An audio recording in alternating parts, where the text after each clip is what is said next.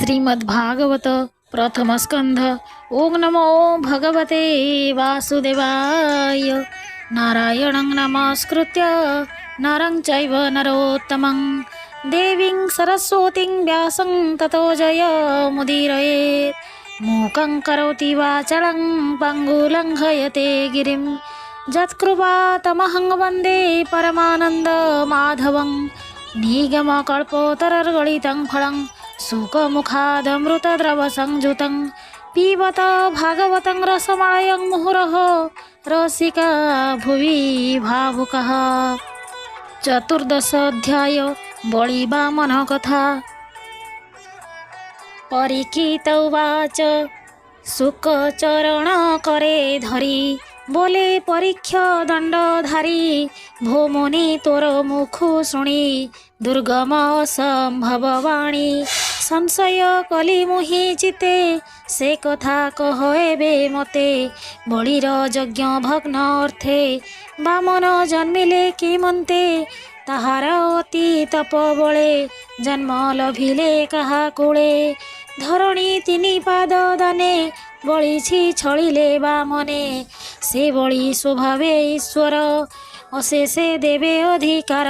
कृपण प्राये ताकु धरी किंपा बांधिले मधुहारी एमंत राजा वाक्य शुणी सुख कहन्ति परिमाणी। शुण हे अभिमन्यु सुत अद्भुत विष्णुर चरित।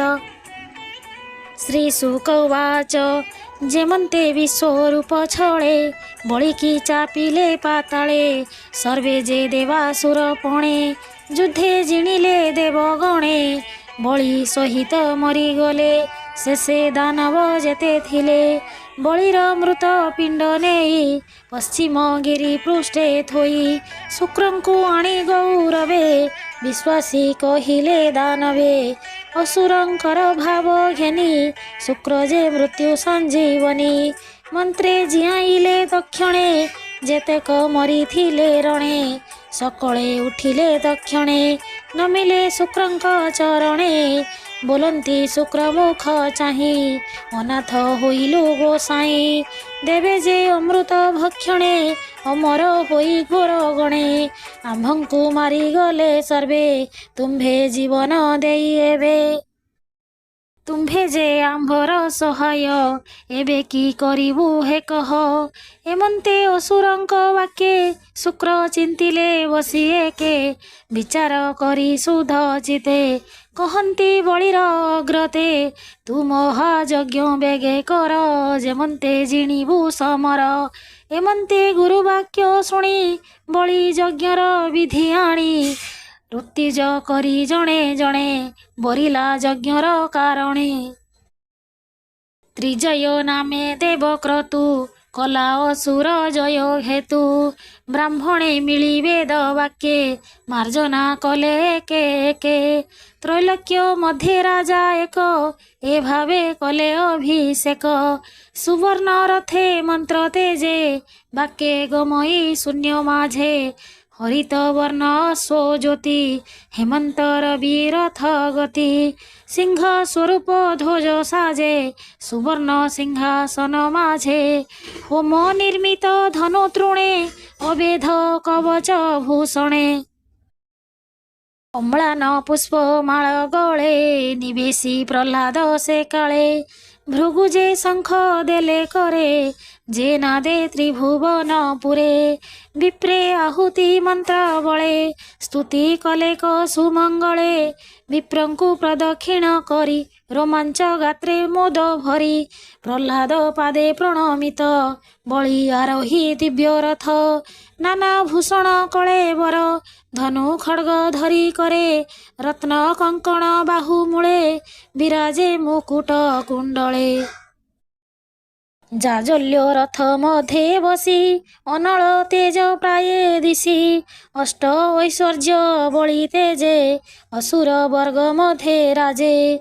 एमंत तुले बळ घेनी चलन्ते कंपई मेदिनी सकळे होई एक मन ग्रासे कि पीवे गगन।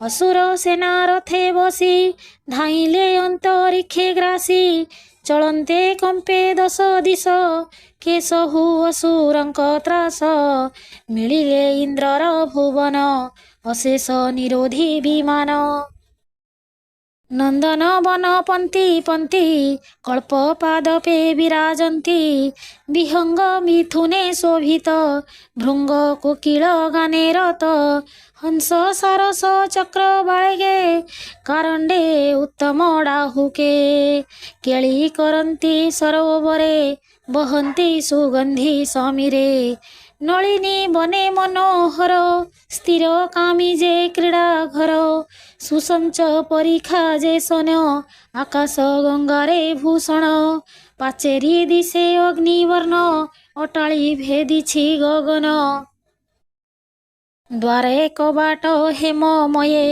ଦେଖନ୍ତି ପ୍ରାଣୀ ମନ ମୋହେ ସ୍ଫଟିକମୟ ପୁର ଦ୍ୱାର ଯେହ୍ନେ ବିରାଜେ ନିଶାକର କେ କହୁ ଗଜ ମାର୍ଗ ସୀମା ଯାହା ଗଢ଼ିଲା ବିଶ୍ୱକର୍ମା ସଭା ଚତ୍ୱର ପଥ ସୋହେ ତପସ୍ୱୀ ଜନ ମନ ମୋହେ ଅପୂର୍ବ ବିମାନ ସମୂହେ ମଣି ନିର୍ମିତ ଝରା ସୋହେ ପ୍ରବାହ ବେଦିକା ବିରାଜେ ମଣି ଶୋଭିତ ମହାତେଜେ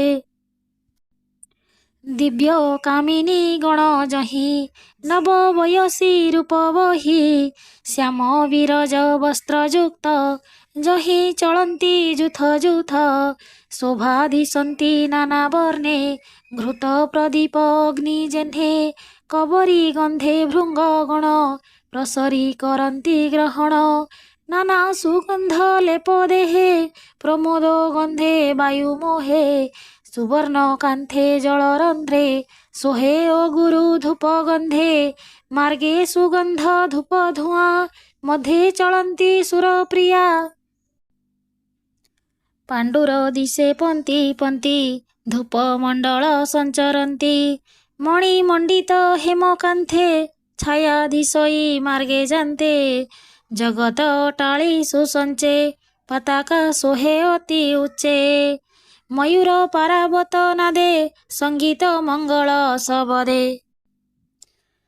ମୃଦଙ୍ଗ ଶଙ୍ଖ ଭେରୀ ନାଦ ତାଳ ମୁରଲି ବୀଣା ବାଦ୍ୟ ତାଣ୍ଡବେ ନାନା ବାଦ୍ୟ ସୋହେ ଶ୍ରୁତି ପ୍ରବନ୍ଧେ ମନ ମୋହେ ସେ ପୁରେ ମାନି କଷ୍ଟଦାୟୀ ପାପିଷ୍ଠେ ନ ପାରନ୍ତି ଯାଇ ଭୃତ୍ୟ ସନ୍ତାପ ଖଳ ଜନେ ସୁଜନେ ପୀଡ଼ଇ ଯେ ଜନେ ହିଂସ୍ର ହୃଦୟ କାମୀ ଲୋଭୀ ସେ ନିତେ ପର ପୀଡ଼ା ଭାବି ସେ କାହିଁ ଯିବେ ସେ ଭୁବନେ ଯାହା ଚିନ୍ତନ୍ତି ଯୋଗୀ ଜନେ ଏମନ୍ତ ପୁରେ ରାତ୍ର କାଳେ ବଳି ମିଳିଲା ଅତି ବଳେ ବେଗେ ବେଢ଼ିଲା ଅଷ୍ଟ ଦିଗ କେ କହୁ ଅସୁରଙ୍କ ବେଗ ଭୂମି ଗଗନ ଅନ୍ତରାଳେ ବାଦ୍ୟ ନ ସୁବହି ଚହଳେ ଶୁକ୍ରର ଶଙ୍ଖ କରେ ଘେନି ବଳି ଯେ କଲା ଘୋର ଧ୍ୱନି ଶବଦେ ଭୁବନ କମ୍ପିଲା ଶବ୍ଦେ ସେ ଇନ୍ଦ୍ର ତ୍ରାସ କଲା ବଳି ଉଦ୍ୟମ ଇନ୍ଦ୍ର ଶୁଣି ସଭ୍ରମେ ମନେ ମନେ ଗୁଣି ବିଚାର କରେ ଗୁରୁ ମେଳେ କେମନ୍ତେ ରହିବି ନିଶ୍ଚଳେ ଅସୁରେ ଅମୃତ ନ ପାଇ ସମରେ ମଲେ ରୋଷ ବହି ଶୁକ୍ରର ମୃତ୍ୟୁ ସଞ୍ଜୀବନେ ପ୍ରାଣ ପାଇଲେ ଜାତୁ ଧାନେ କିମ୍ପା ଉଦ୍ୟମ ପରିମାଣି ଓଇଲେ ଆମ୍ଭେ ତା ନ ଜାଣି ଭୂମୁନି ନମୁ ତୋର ପାଏ ସ୍ୱର୍ଗେ କେମନ୍ତେ ଥିବୁ ଭଏ କହ କି କରିବ ଉପାଏ ଯାବତ ରଜନୀ ନ ପାହେ ଦେଖ ଏହାର ତେଜ ରାଶି ମିଳିଲା ଅନ୍ତରିକ୍ଷେ ଆସି ମୁଖେ କି ଆକାଶ ପିଇବ ତ୍ରିଦଶ ଜିହ୍ୱାରେ ଲେହିବ ଇନ୍ଦ୍ରର ବାକେ ବୃହସ୍ପତି ଇନ୍ଦ୍ର କୁଶଳ ମନେ ଚିନ୍ତି ବୋଲନ୍ତି ଶୁଣ ସୁରପତି ତୁ ବେଗେ ଛାଡ଼ ବାରସ୍ପତି ଶୁକ୍ର ଯେ ଅସୁରଙ୍କୁ ତାରି ଚିତ୍ତେ ପ୍ରତିଜ୍ଞା ଅଛି କରି ସଂକଳ୍ପ କଲା ପୁରୋହିତ ଯଜ୍ଞ କଳ୍ପିଲା ଇନ୍ଦ୍ରଜିତ ତାହାର ମନ୍ତ୍ର ବଳ ତେଜେ ତୁ କାହିଁ ଥିବୁ ସ୍ୱର୍ଗ ମାଝେ ଜୀବନ ଅଛି ଯେବେ କାର୍ଯ୍ୟ ତେବେ ଅମରାବତୀ ତେଜ ମୁହିଁ ଜାଣଇ ଯୋଗ ଧ୍ୟାନେ ବଳି ଯେ ଶୁକ୍ରର ବଚନେ ଘୋର ସମରେ ତୋତେ ଜିଣି ତିନି ଭୁବନେ ବୀରମଣି ରାଜା ହୋଇବ ଯଜ୍ଞ ବଳେ ତୁ ଏବେ ରହଯା ନିଶ୍ଚଳେ ବିଷ୍ଣୁର ପଶଜା ଶରଣ ତୋତେ ରଖିବେ ନାରାୟଣ। ଯାବତ ବଳି ତେଜ ନାଶେ ତାବତ ରହବ ନ ବାସେ। ଯହିଁ ପର୍ବତ ବନ ଘୋର ନିଗମେ ରହ ସର୍ବସୁର। ଏମନ୍ତେ ଗୁରୁବାକ୍ୟ ଶୁଣି ଅମୃତ ପ୍ରାୟ ଚିତ୍ତେ ମଣି। ମିଳି ସକଳ ଦେବଗଣେ ଭୟେ ପଶିଲେ ଘୋର ବନେ। ଏମନ୍ତେ ରଜନୀ ପ୍ରଭାତେ ବଳି ସେ ଅସୁର ସಮೇତେ। ବସିଲା ଇନ୍ଦ୍ରର ଆଶ୍ରମେ ଭୃଗୁ ବଚନେ ସୁଖ ମନେ। ଇନ୍ଦ୍ର ଭୁବନେ ବସି ତୋଷେ ତ୍ରୈଲୋକ୍ୟ ରଖେ ଆତ୍ମଦେଶେ। ଶତାଶ୍ୱମେଧ ଯାଗ ଫଳେ ସଂସାରେ ଯଶ ଲଭେ ହେଳେ। ବୋଇଲା ବିପ୍ର ଜଗନ୍ନାଥ ଭାଷା ପ୍ରବନ୍ଧେ ଭାଗବତ। ସୁଜନେ ଏଣେ କର ମତି ତରିବ ବିଷୟ ଦୁର୍ଗତି। ଇତି ଶ୍ରୀମଦ୍ଭାଗବତେ ମହାପୁରାଣ ପରମହଂସାୟ ସଂହିତାୟାଂ ବୟାସିକ୍ୟାଂ ଅଷ୍ଟମ ସ୍କନ୍ଧେ ବଳି ସ୍ୱର୍ଗ ଲଙ୍ଘନେ ନାମ ଚତୁର୍ଦଶ ଅଧ୍ୟାୟः। ଅଷ୍ଟାଦଶ ଅଧ୍ୟାୟ। ଶ୍ରୀଶୁକ ଉବାଚ ବଳିର ଏ ବଚନ ଶୁଣି ସନ୍ତୋଷେ ପ୍ରଭୁ ଚକ୍ରପାଣି। ବଳି ବାକ୍ୟକୁ ସ୍ତୁତି କରି ବଟୁ ବାମନ ରୂପ ଧରି ବୋଲନ୍ତି ମଧୁର ବଚନ ସେ ବାକ୍ୟେ ମୋହ ପ୍ରାଣୀ ମନ। ଶ୍ରୀ ଭଗବାନ ଉବାଚ ହେ ବଳି ଧନ୍ୟ ତୋ ବଚନ କୂଳ ଉଚିତ ସୁଶାସନ। ଧର୍ମ ସମ୍ଭୂତ ଯଶସ୍କର ଅର୍ଥୀ ଜନକୁ ସୁଧାକର।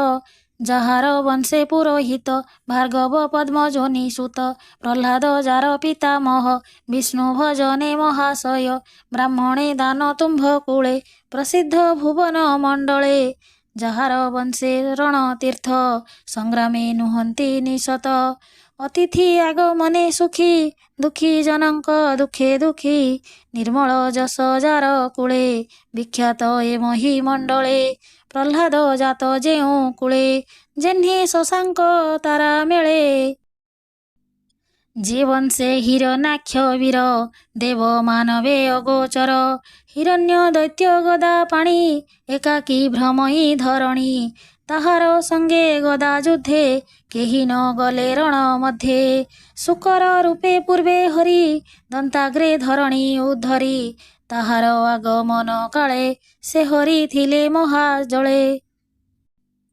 ବରୁଣ ପୁରେ ଦଇତାରି ସଙ୍ଗେ ହିରଣ୍ୟ ଯୁଦ୍ଧ କରି। ଅନେକ ମାୟା ଯୁଦ୍ଧ କଲା ବିଷ୍ଣୁର ପଦାଘାତେ ମଲା। ସେ ହରି ହିରଣ୍ୟାକ୍ଷ ମାରି ଦନ୍ତାଗ୍ରେ ଧରଣୀ ଉଦ୍ଧାରି। ଆତ୍ମାକୁ ଜୟୀ ପ୍ରାଳେ ମଣି ସକଳ ସଭା ମଧ୍ୟେ ଭଣି। ଅନୁଜ ବଧ ଶୁଣି ରଣେ ହିରଣ୍ୟକଶିପୁ ତକ୍ଷଣେ। ଭାତୃ ମରଣେ କ୍ରୋଧ କରି ପ୍ରଚଣ୍ଡ ଶୂଳ କରେ ଧରି। ସମନ ତୁଲ୍ୟ କୋପ ମନେ ମିଳିଲା ବିଷ୍ଣୁର ଭୁବନେ। ଗୋବିନ୍ଦ ତାର ଆଗମନେ ଦେଖି ଭାବିଲେ ମନେ ମନେ। କୃତାନ୍ତ ପ୍ରାୟେ ଶୂଳ ତୋଳି ଦେଖି ଧାଇଁଲେ ମହାବଳୀ। ସେ ହରି ମାୟା ଯୋଗ ବଳେ ଅଦ୍ଭୁତ ଦେଖି ପଳାଇଲେ। ଅସୁର ମନେ ବିଚାରଇ ଏ ମୋର ମାରିଅଛି ଭାଇ। ଏହାକୁ ପ୍ରାଣେ ନାଶ କଲେ ତେବେ ଜୀବନ ଥିବ ଭଲେ। ଏମନ୍ତ ଚିନ୍ତି ଶୂଳଧର ପଛେ ଧାଇଁଲେ ରୋଷ ଭରି। ଭୟେ ପଳାନ୍ତି ତାକୁ ଦେଖି ସଭ୍ରମେ ଭୁବନ ଉପେକ୍ଷି। ତେଣେ ପଳାନ୍ତି ନର ହରି ପଛେ ଅସୁର ଗଦା ଧରି। ସେ ବିଷ୍ଣୁ କରନ୍ତି ବିଚାର ସ୍ୱଭାବେ ଅଜୟ ଅସୁର। ଏହାକୁ ମାୟା ମୁଁ ନ କଲେ ନୋହିଲେ ନ ରହିବ ଭଲେ। ଏହା ହୃଦରେ ମୁହିଁ ପଶି ମାୟାରେ ମନକୁ ଆକର୍ଷି। ଯେମନ୍ତେ ମତେ ନ ପାଇ ନିର୍ଭୟେ ନିଜ ପୁର ଯାଇ। ମୋର ବିଷୟେ ବହି କ୍ରୋଧ କରଇ ଭୈରବ ନାଦ। ଶବଦେ ଭୁବନ କମ୍ପିଲା ସମୁଦ୍ର କୂଳକୁ ଲଙ୍ଘିଲା। ସେ ବୀର ବିଚାରଇ ମନେ ଏତ ଲୁଚିଲା ମନ ଛନେ। ନିଶ୍ଚେ ସେ ବୈକୁଣ୍ଠ ଗଲା ଏମନ୍ତ ବୋଲି ବାହୁଡ଼ିଲା। ପଥେ ଚଳନ୍ତି ମନେ ଭାବି ବୋଲଇ ଅବଶ୍ୟ ମାରିବି। ଏ ମୋର ଭ୍ରାତା ହତକାରୀ ଏମନ୍ତ କ୍ରୋଧ ମନେ ଧରି। ଜୀବନେ ଥିବା ପରିଜନ୍ତେ ବିଷ୍ଣୁ ନ ଭଜି କଦାଚିତେ। ହରିର ତୁଲେ ବାଦ କଲା ଅନ୍ତେ ସେ ବିଷ୍ଣୁଙ୍କୁ ପାଇଲା। ତାହାର ତନୟ ପ୍ରହ୍ଲାଦ ନିତ୍ୟ ସେବିଲା ବିଷ୍ଣୁପାଦ। ବିଷ୍ଣୁ ଭକତ ମହାଶୟ ଦେବେ ଦାନବ ସେ ଅଜୟ। ତାହାର ବଂଶେ ତୋର ଜାତ, ସ୍ୱଭାବେ ଅଟୁ ଭାଗ୍ୟବନ୍ତ। ବ୍ରହ୍ମଜ୍ଞ ମହିମା ତୋହର, ଏ କୂଳେ ଅତି ଯଶସ୍କର। ତିନି ଭୁବନେ ତୁଜେ ରାଜା, ସର୍ବେ କରନ୍ତି ତୋର ପୂଜା। ଏଣୁ ତୋହର ହସ୍ତେ ତୁହି, ନିବାସ ଅର୍ଥେ କଳ୍ପେ ଭୂଇଁ। ମୋହର ପାଦେ ପାଦ ତିନି, ମାପିଣ ଦିଅ ହେ ମେଦିନୀ। ଦାରା ତନୟ ମୋର ନାହିଁ, କେବଳ ବସ୍ତୁ ମୁଁ ଇଚ୍ଛଇ। ଏ ଭୂମି ଦାନ ଦିଅ ମୋତେ, ଯେମନ୍ତେ ରହିବି ନିଶ୍ଚିନ୍ତେ। ତୁ ଅଟୁ ଭକତ ଈଶ୍ୱର, ଆନେ କି ପ୍ରୟୋଜନ ମୋର। ଏମନ୍ତ ବିପ୍ରମୁଖୁ ଶୁଣି, ବୋଲେ ଧନୁଜ ବୀରମଣି। ବଳି ଉବାଚ, ଭୋ ବିପ୍ର ଶୁଣ ମୋ ଉତ୍ତର। ତୁ ଅତି ବାଳକ ଶରୀର, ବୃଦ୍ଧର ପ୍ରାୟ କଥା କହୁ। ବିଚାରେ ବାଳକ ତୁ ନୋହୁ, ସ୍ୱଭାବେ ବାଳ ବୁଦ୍ଧି ଘେନି। ନ ଜାଣୁ ଆତ୍ମଲାଭ ହାନି, ଅଜ୍ଞାନୀ ପ୍ରାୟ ତୋର ମତି। ଏଣୁ ତୋ ବିପରୀତ ରୀତି, ମୁହିଁ ତ୍ରିଲୋକ୍ୟ ଏକ ରାଜା। ସର୍ବେ କରନ୍ତି ମୋତେ ପୂଜା, ତ୍ରିପାଦ ଭୂମି ମାଗୁ ମୋତେ। ଏ ଦାନ ଦେବି ମୁଁ କେମନ୍ତେ, ଲୋକେ କରିବେ ଉପହାସ। ଏ କଥା ନୁହଁ ବିଶ୍ୱାସ, ଯେ ବିପ୍ର ମୋ ଦାନ ଘେନିବ। ସେ କାହିଁ ଆନକୁ ମାଗିବ, ଏଣୁ ଜୀବିକା ନିର୍ବାହାର୍ତେ।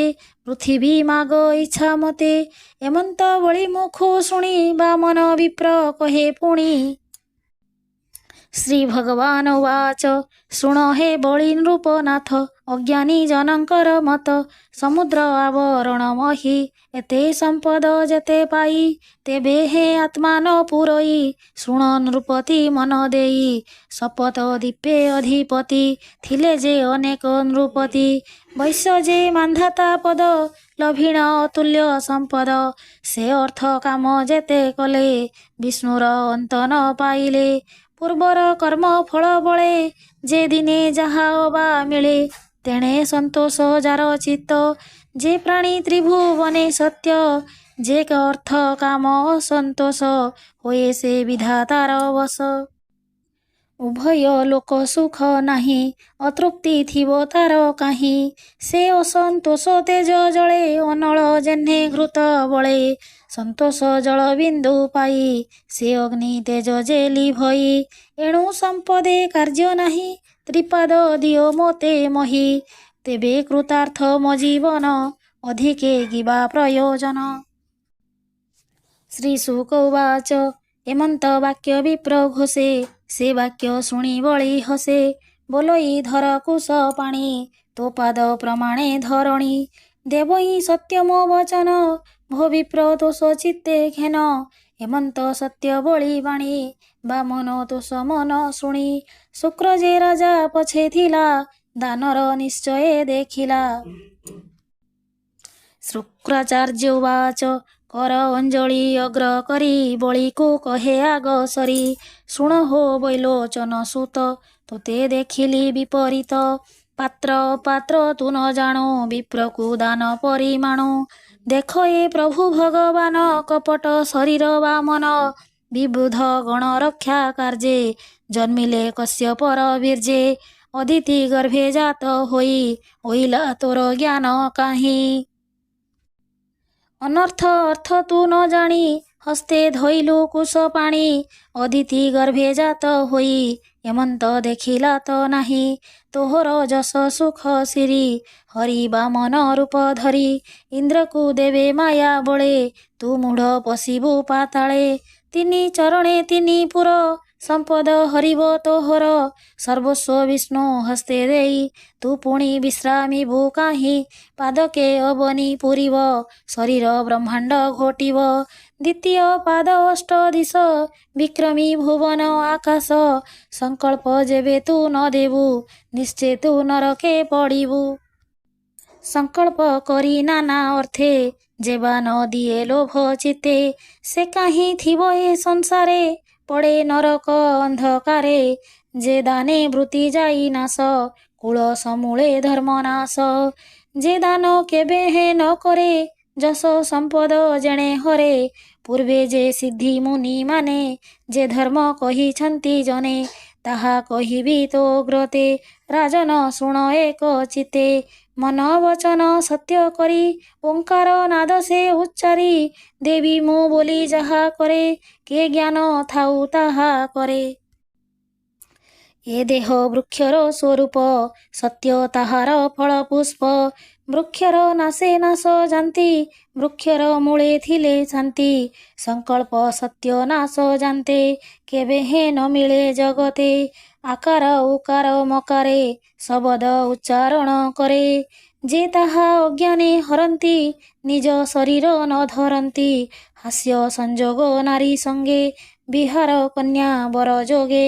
ମୃତ୍ୟର୍ଥେ ପ୍ରାଣୀର ସଙ୍କଟେ ଗୋରୁ ବ୍ରାହ୍ମଣଙ୍କର କଷ୍ଟେ। ମିଥ୍ୟା କହିଲେ ଯେବେ ତରେ ଏକଥା କେବେ ହେ ନ କରେ। ଏମନ୍ତ ଭୃଗୁ ବାକ୍ୟ କହି ବଳି ତା ବାକ୍ୟେ ମନ ଦେଇ। ସଂଶୟ ରହିଲା କଚିତେ ଗୁରୁ ବଚନେ ଧର୍ମ ମତେ। ବୋଲଇ ବିପ୍ର ଜଗନ୍ନାଥ ଭାଷା ପ୍ରବନ୍ଧେ ଭାଗବତ। ବଳି ବାମନ ବାକ୍ୟ ବନ୍ଧେ କହିଲେ ଅଷ୍ଟମ ସ୍କନ୍ଧେ। ସୁଜନ ଶୁଣ ଏକ ଚିତେ ହରିଚରିତ ଭାଗବତେ। ସୁଜନ ଶୁଣି ଏବେ ଭାବ ଏ ଭାବେ ସଂସାରୁ ତରିବ। ତି ଶ୍ରୀମଦ୍ଭାଗବତେ ମହାପୁରାଣେ ପରମହଂସ୍ୟାୟ ସଂହିତାୟ 82 ଅଷ୍ଟମ ସ୍କନ୍ଧେ ବଳି ବାମନ ସମ୍ବାଦେ ନାମ ଅଷ୍ଟମ ଅଧ୍ୟାୟः।